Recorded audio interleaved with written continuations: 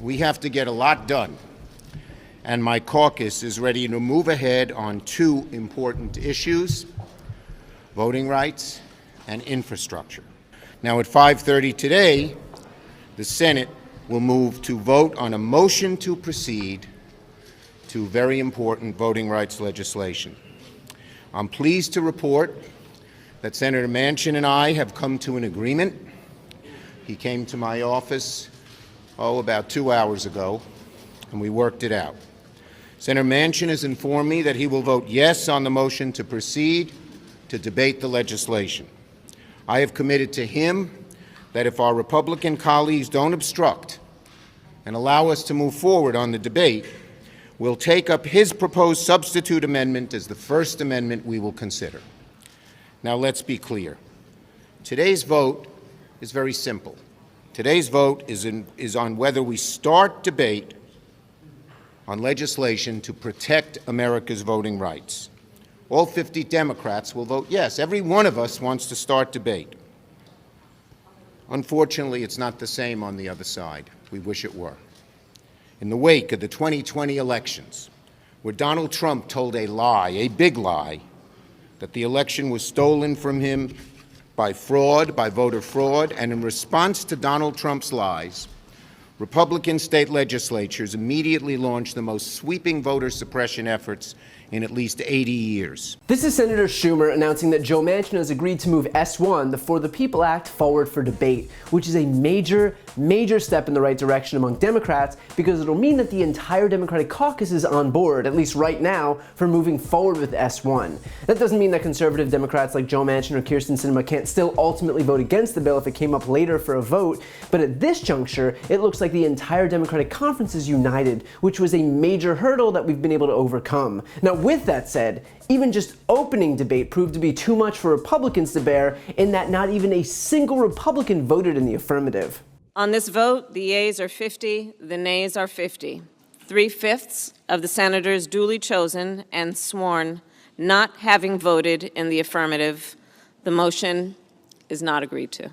And because this vote was to overcome the filibuster, which takes 60 votes in total, and this was a 50-50 party line vote, the motion failed. And bear in mind, this was just to open debate. This wasn't a vote on the bill itself, this was just to start debating the bill. That is the practical effect of the filibuster. It doesn't encourage compromise, it doesn't even encourage debate. It quite literally prevents debate from even happening, as was evidenced here today. And that was a point that Schumer himself touched upon. Republicans claim they're making it easier to vote and harder to cheat in an election. In reality, they're making it harder to vote and easier to cheat in an election. And we all know it. And all we want to do here is debate it. Regular order, which colleagues on both sides of the aisle have asked for. That's what we're asking for here, just to debate these things. And they won't even do that because they're so afraid of what that debate will show. That this is not election integrity, but this is voter suppression, and voter suppression directed only at one group of voters.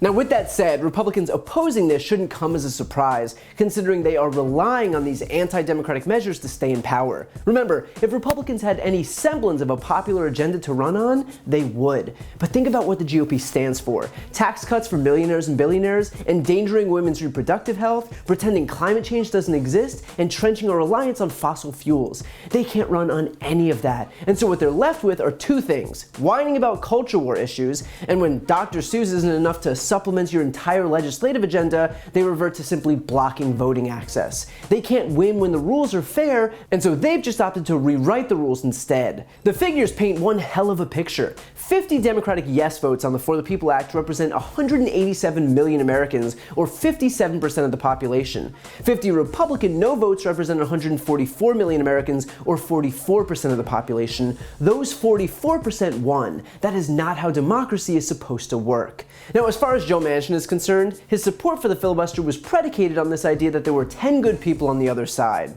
I'm not ready to destroy our government. I'm not ready to destroy our government. No, I think that they will come together. You have to have faith. There's 10 good people. That whole 10 good Republicans on the other side was his test, his promise. Joe Manchin staked his opposition to filibuster reform on this premise that there were 10 good people on the other side.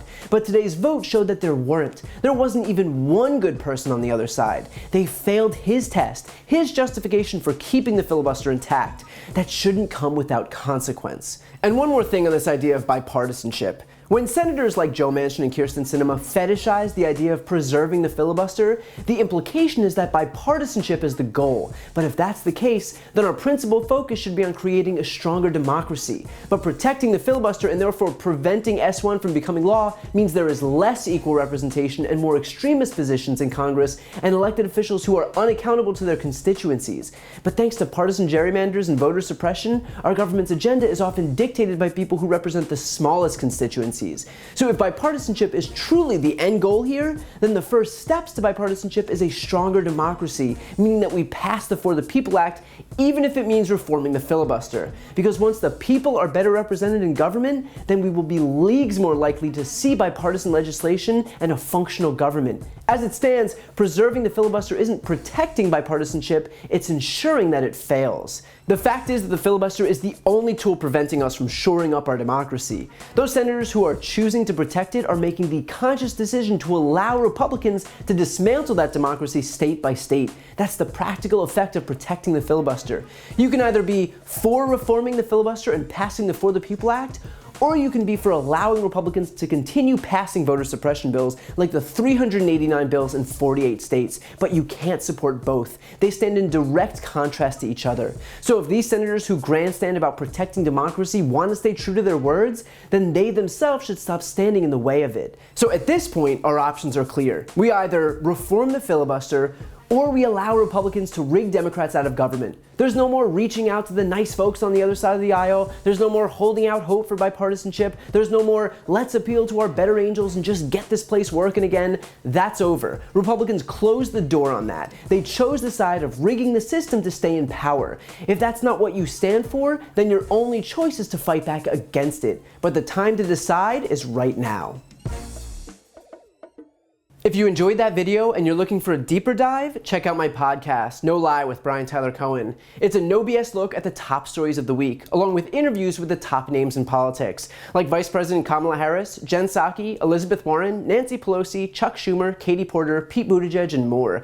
Again, that's No Lie with Brian Tyler Cohen, available anywhere you listen to podcasts. Also, if you want to see more videos like this one, click the subscribe link right here on this screen to join the more than 1 million people who've already subscribed to my channel. And finally, to donate to my Don't Be a Mitch fund, where I'm raising money for a whole raft of different voter outreach and voter registration groups in the closest states ahead of midterms in 2022, including Georgia, Pennsylvania, Wisconsin, North Carolina, and Texas. You can find that link on this screen as well. Thanks for watching.